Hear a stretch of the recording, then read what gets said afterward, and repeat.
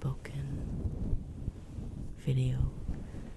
I haven't done one for a little while because my voice just wouldn't allow it. But I am testing it out today, hopefully. Hopefully it stands up and is strong enough to speak in a pitch that is a little bit louder than a whisper. So far, it seems okay. So far.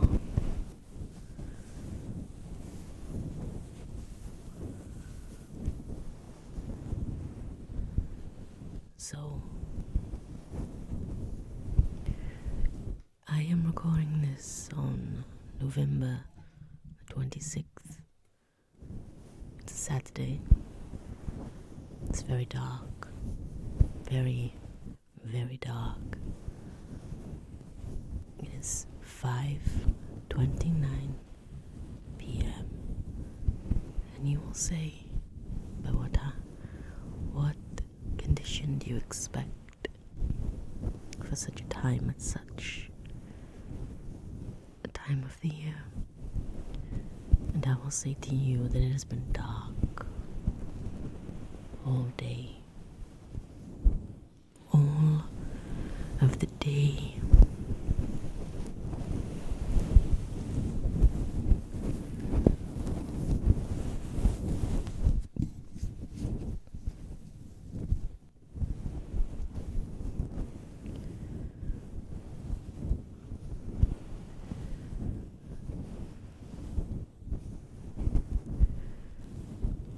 We're in the dying days of November, on the eve of December. Already everyone has Christmas on their lips. The stores are full of festive cheer. The same 3 songs on repeat, over and over and over again. It really is the best time of year to listen to Mariah Carey or Wizard or Slade on a loop while standing in a busy store. Irate mothers all around, tired of lugging around their children, complaining.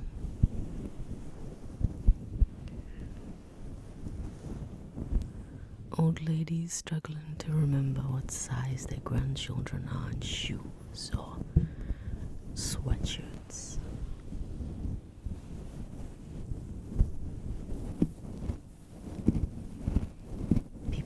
Determined to get everything done before Christmas to avoid that last minute rush. Oddly enough, you never ever avoid it. There's always something that you have to rush out to get at the last minute and find yourself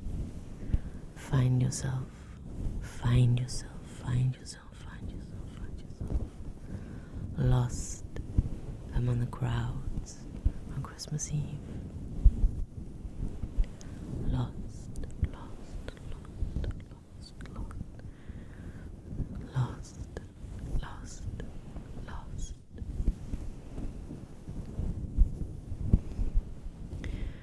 And I always find this time of year one turns to food. Or is that just me? It could be. It might just be me. It could be. We start planning the Christmas dinner. Every ingredient that you need, plotting it out. Planning your dinner with precision. The kind of precision that only a military that only a military general can compare with.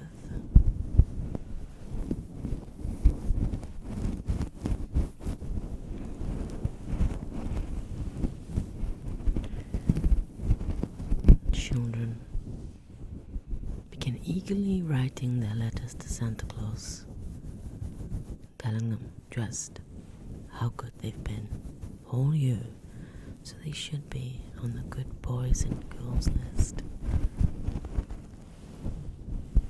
Only we all know that it hasn't been true. But they're so sweet. How can you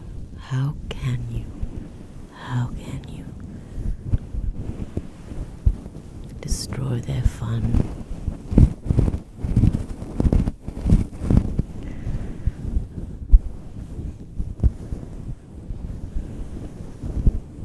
And it comes to the point where in the malls and the stores, the decorations go up and Santa's grottos are built from the ground up. I remember as a child standing, waiting in some depressingly designed grotto,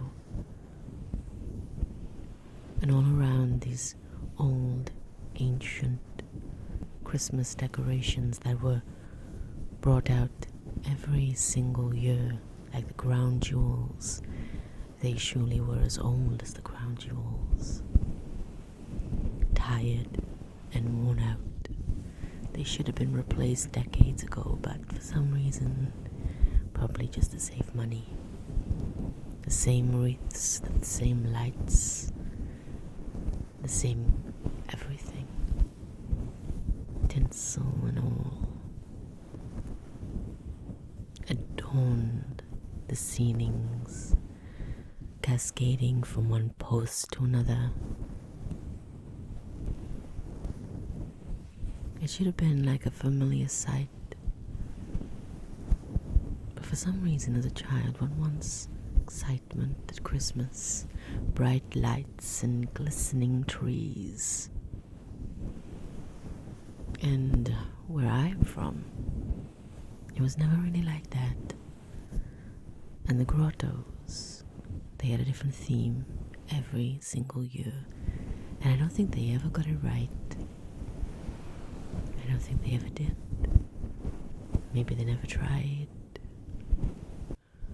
Why do they need to? People will always come. Not everyone can travel further afield to bigger cities, to bigger and brighter lights.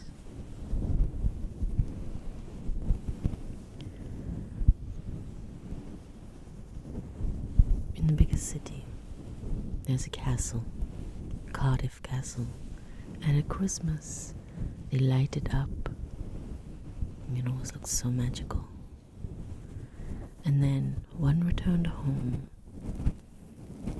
The dull and dreary, old-fashioned, worn-out Christmas decorations, and it always felt like such a letdown. So forlorn and sad. My school was in that town, and every school day at that time of year we would walk home, always in the dark or the near twilight, and look up and see the old, worn out decorations just holding on, clinging to life, like they needed to feel wanted.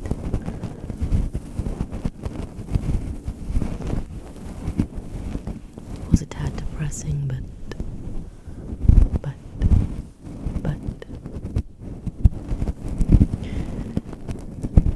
it does add a comedic aspect to everything. But I remember lining up by those grottos, waiting to sit on Santa's knee, only I never did. Because why would you want to sit on the knee of a complete stranger that you've never met. I was that kind of child. I didn't care if there was a free present. I didn't care.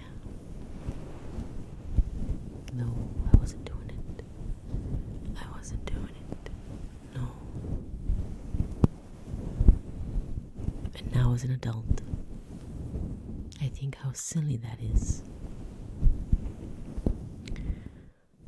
Now all through the year we tell children, stay away from strangers. Don't talk to strangers. Don't go off with strangers.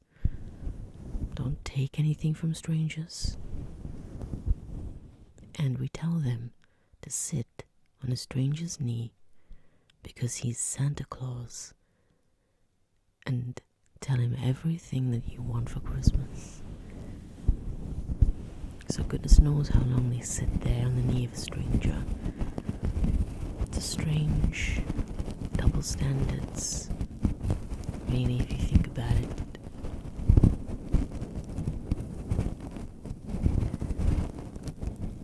But like Halloween, I've already discussed this before. Tell children to stay away from strangers except for that one day of the year where you tell them to knock on their door and take candy from strangers. It's very strange. And indeed, even the concept of Christmas itself, where Santa comes to the home and leaves the gifts, it's a strange thing, if you think about it.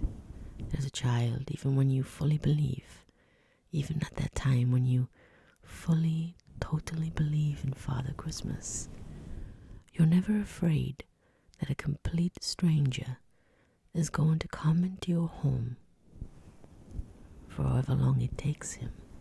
How long will it take Father Christmas to leave gifts and then go back to his reindeer? But the idea of anybody else doing it, anyone else, it's terrifying. It's so strange that I wonder how a burglar would fare if he dressed up as Father Christmas. Would that somehow not be as frightening? Probably it would.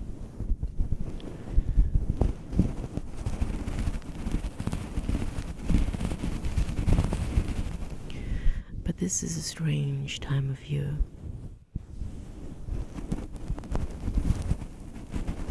Coming to the end of the year.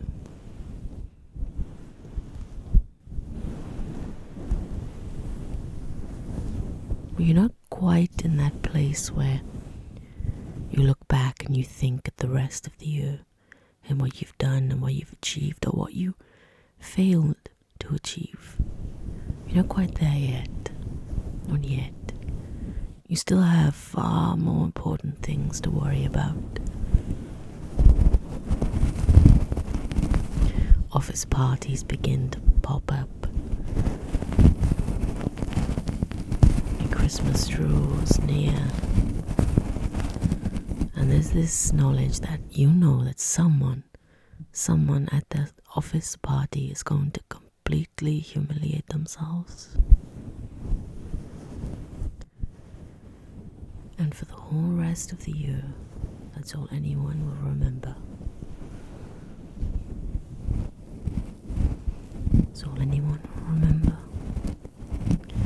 And their only hope is that someone will do something worse.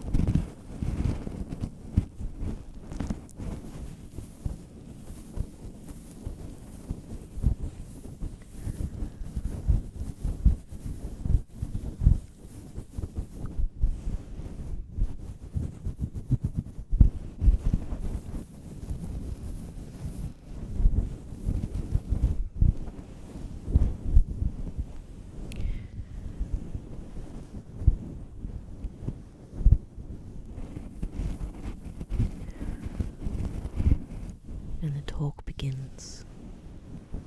Will it snow at Christmas? Will it?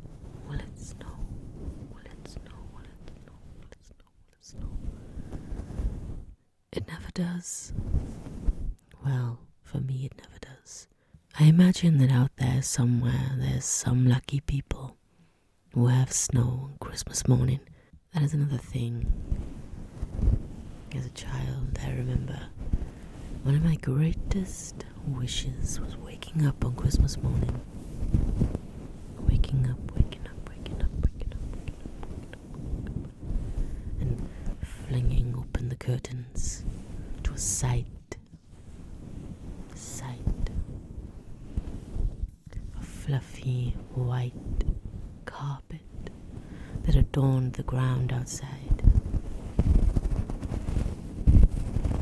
It never happened, but I still live in hope that one day I will fling open the curtains and be met by ice cold, fluffy, white snow covering the ground.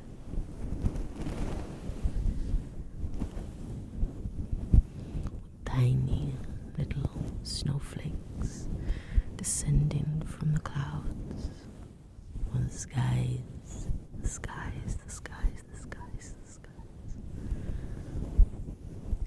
It's never happened, but one can live in hope.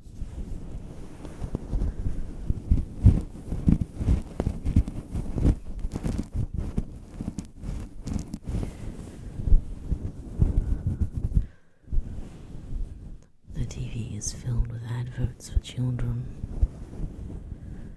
Suddenly, children start bringing you catalogs, toy catalogs, and the hints are as subtle as a brick to the face. Suddenly they want everything, the whole page. They want this and that, and this and that, and this and that, and that, and that, and this and that, and this and that, and that, and that, and that, and that. And there simply isn't enough money in the bank to get everything. And one does feel a little sad that you can't make their every wish come true.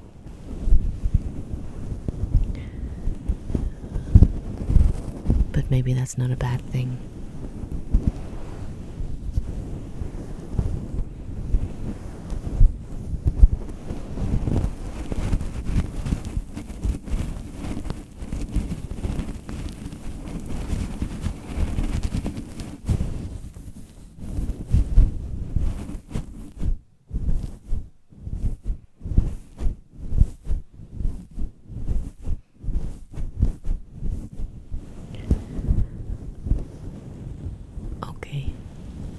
I think that I have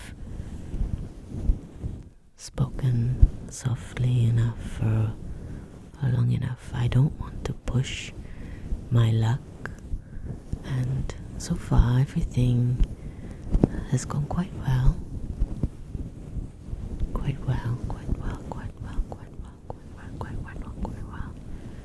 Until next time.